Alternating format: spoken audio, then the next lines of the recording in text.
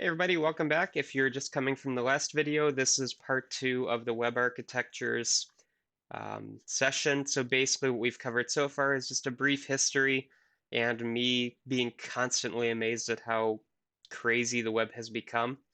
Just as kind of a forewarning, the reason why I think this is interesting is that I grew up with the web, basically. So I watched it get created. I watched it kind of infiltrate our homes, and I have watched it really take off into something that is quite amazing. Okay, so things to consider for this week as well. We've been thinking about has the original designers of the web met their goals? All right, so we talked about some of those various concerns. Now I want you to really think about the architecture of the web. So yes, it's an amazing thing. It's incredible. There's no getting around that. But how does it work under the hood? That's the entire really purpose of this class. How does the actual web function and how can we use it and extrapolate upon it? So the underlying architecture of the web and its components are things that we're going to be talking about and considering for the remainder of this video. We're going to be talking about how files are identified and created. Basically, how do we create something, put it on the web, make it available to everybody else? Now, as a short side note here, hopefully I won't have too many of those for you, otherwise these videos will get super long. My first website that I ever made was in, I think it was like a Microsoft front page type of application where so what you see is what you get type editor. I literally think it was front page. If you've ever used front page or Dreamweaver, they have their place. They generate a lot of garbage code, so don't use them if you can get around it. But I created this website. I could see it on my computer. I thought it was the most amazing thing. I went to a friend's house to show them, and I couldn't access it. Couldn't understand why. So one of the components behind the web is that you have a web server. It's this machine which is going to serve content to other users. And there's through a series of links between IP addresses, network hops, things of that nature, your material on a server becomes accessible to others. But me, as probably a 10-year-old kid trying out HTML, might have been a little bit older now I think about it, but I just couldn't wrap my head around the fact that it's on my machine. Why doesn't anybody else see this? So that's one of the things we'll be going over in here as well. Speaking of which, you're all going to have to set up your own web servers, which will be fun, I think anyway. So the architecture of the web is based around the idea of a client and server. So basically, you are the client, or your machine is the client, right? So we have our, turn the screen off. Say you have a browser on your phone, you have a browser on your laptop, whatever you're using, you have this application that is understanding how to talk to the various network protocols out there. So in the case of the web, the client is going to be you using a browser. That browser will talk to a remote server. So that's the client and the server. Client renders the information. The server handles the requests and sends it back to the browser. I've got a visual, I think, coming up soon to help out with this idea. But we are basically getting content served from some remote machine, which is the server. Now, originally we had applications like Mosaic, we had Netscape Navigator, Opera. These are some of the early applications for web browsing, Internet Explorer as well. Basically, these are applications which understand how to unpack HTML pages, hypertext markup language, which is basically the core of how the web is rendered. They understand the network protocols for how to talk to a server, and basically they understand the underlying protocol of the web. So they understand how to talk to servers, get content, things of that nature. Now, pages, these websites going to comprise a series of web files, probably a database server if it's dynamic. We'll get to all the complexity as we go, getting ahead of myself. But each page has a URL, Uniform Resource Locator. This is basically the human readable way for you to navigate to a server. So here on this Mosaic screenshot, we have ncsa.uiuc.edu, plus a whole bunch of other stuff. So this is our URL. Now, a computer would break this down into components, so we're going to get several things out of this URL. We'll get into that more later on, but just as a preview, this initial bit here is going to basically map to our IP address of the server. So every machine, if you're on a network, has an IP address, whether it's IP4 or IP6, we'll get to later. But basically, this is a uniquely identifiable address for a particular machine. That's how we know where to go on the internet. I'm really simplifying all the hops from router to router to router to get to that server, just as a forewarning. But basically, uiuc.edu will have an IP address registered with the domain registrar. All of the other things in here, so this www and CSA /SDG, so this is going to basically comprise how we get to a particular file. So just as a aside, let's take this address here and break down a little bit. So we're going to go to the .edu domain. There's a domain registrar out there which has that in their database. Okay, well UIUC has probably a rental space on that server. All right, that maps to an IP address. That IP address is a server somewhere. The browser talks to the DNS server, gets the IP, request something from that server. The server is going to say, okay, you want our www here. So that's going to map to a particular folder on that machine. So the browser sends a request to the server. Server is going to parse that out. It's in our /sdg/software/mosaic/home.html. And then it's going to return that HTML page to the browser on the client. It will unpack this code, show it to you, and this is what you get. Long explanation, probably hard to follow at times. I'll have some visuals on the more specifics of how we get from client to server later on. But basically, all we're doing is asking a server to give us this file. This file comprises text, it comprises links. So you see the blue here, these are hyperlinks. They could be internal to the page, letting us jump around to content. They could be external to other resources. They could be internal to the server to other pages. Just kind of depends what we want to show. But the idea, something that everybody's familiar with by this point in time, I assume, is that you see a link and you click it and you go somewhere.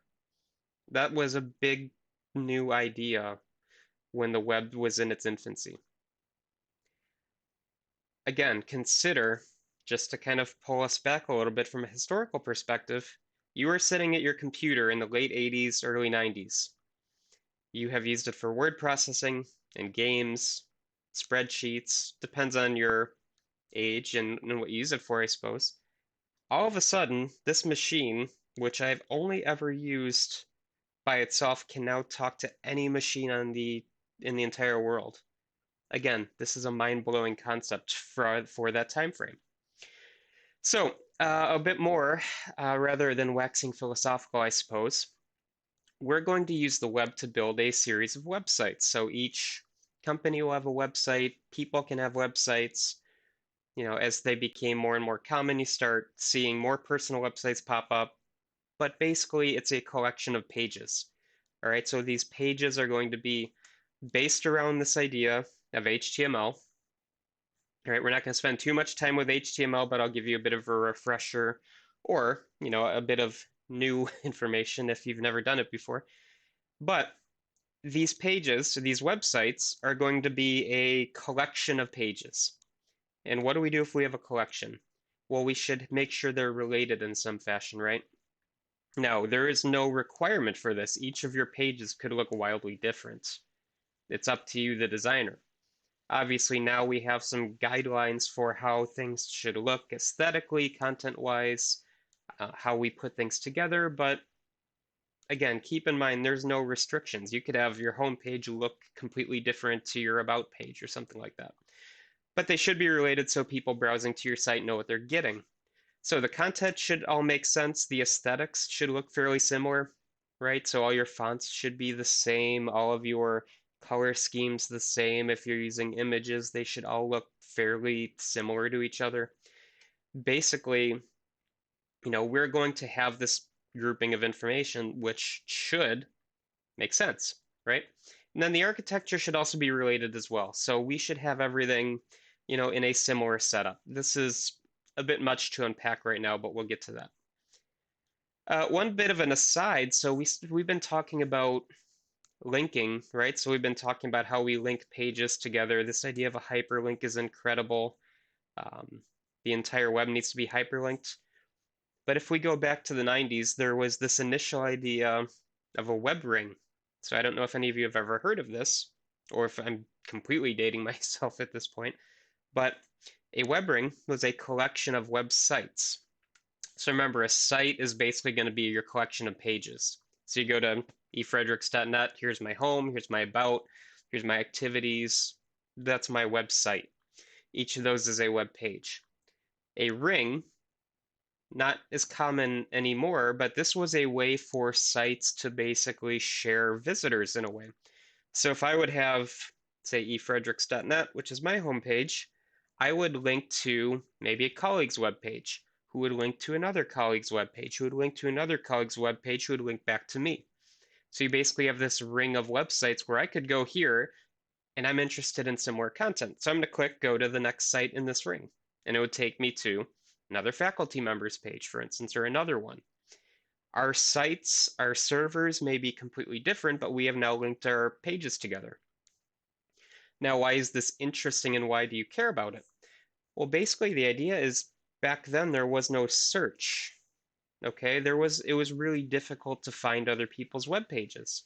You had to either know the domain name, which was that URL, or you had to come across it somehow or use one of the infant search engines, which were not that great, right? Google kind of revolutionized things, towards the late 90s.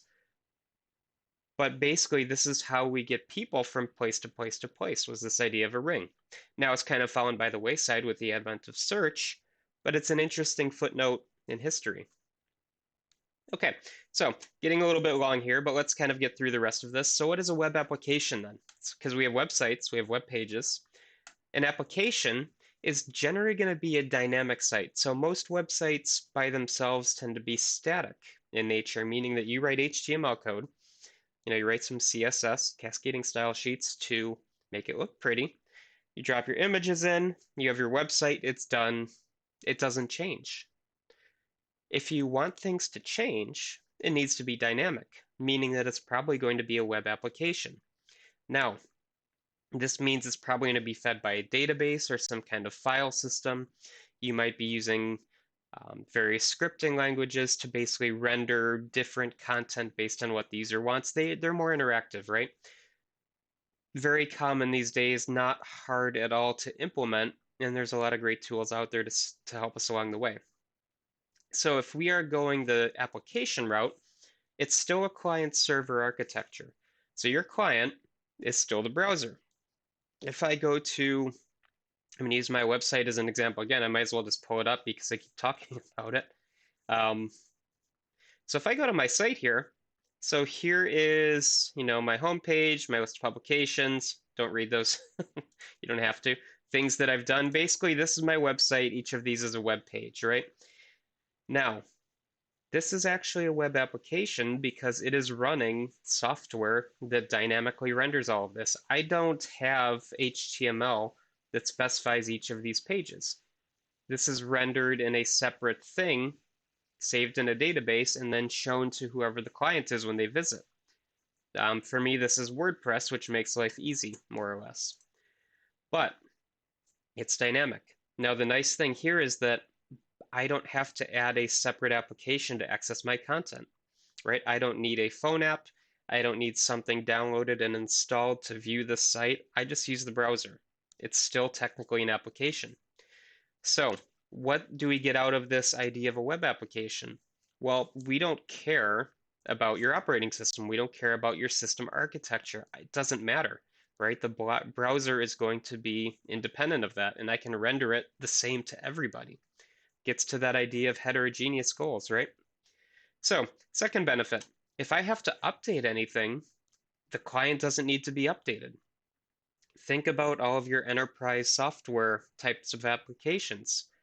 If I need to update something, I have to push that out to every single user, which is massively painful, right? So by making web applications, it works if just fine in the browser. We don't need to update it, right? Other nice things. So we can tailor information to the users, meaning we can store their preferences, we can get what they like and don't like, and show them that very organically. And more likely than not, to get all of this functionality, it's probably going to involve some sort of a data store. Now, whether that's a database or a flat file or some kind of a, remote cloud-based type of thing, doesn't matter, but we're going to have to store information in some way. Okay, so moving on. This is websites, web pages, web applications.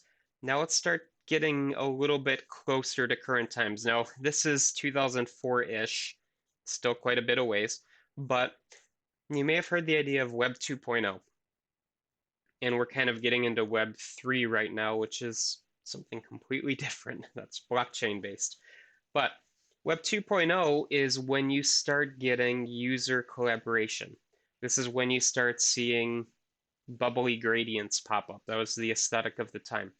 But this is where you bring the user into the overall design of your database in terms of, what they like, what they don't like. You bring their content in. Basically, your website is now a portal for users to interact. So think social media. Very easy example. MySpace, LinkedIn, Stack Overflow, Last.fm to share music preferences, things of that nature. It's this idea of folksonomy, which is basically getting users to be your content providers. And more recently, we've seen that become monetized, where people can, say, run YouTube channels and make tons of money, right? But the idea here is that the user is the contributor. They're not a passive entity going to their browser, reading your content and moving on. They're making posts. They're making, creating streams. They're basically providing content for you. Now you have to store that. You have to save it. You have to manage it, sanitize it, all that kind of fun stuff. But the idea here is that you get a more richer user experience. They have more investment in your site. Basically, things become a lot more complicated here. Right? So other things with Web 2.0, we start seeing services being offered on demand. So rather than just having a constantly playing stream, think your traditional cable TV versus YouTube, I can just find whatever video I want, and I don't have to wait for 8 p.m. on Friday to watch it, for instance. I can just get it on demand, right? So think your Netflix, YouTube, any kind of media of that nature where if I want it now, I just go to the website. Depending on the setup, I might have to pay a subscription fee or something like that, but it's now tailored to the user. And again, crowdsourcing, this is the idea of users collaborating, users providing input. But one of the other ideas here is that we have trust. So this is a very tricky thing with computers. You don't always want to trust everybody. You need to secure things. You need to sanitize inputs. And the idea here is that as long as, say, I sign up for your website, I put in my name, email address, password, things like that, I can now contribute. Maybe I am given a certain role within your website or something like that, but I'm not restricting people from contributing. Everybody can participate. This was a new thought. And again, I like to really structure this kind of an idea with a sysadmin mindset. If you have people giving you content, please make sure that you sanitize it because you don't know what they're going to put in. Anyway,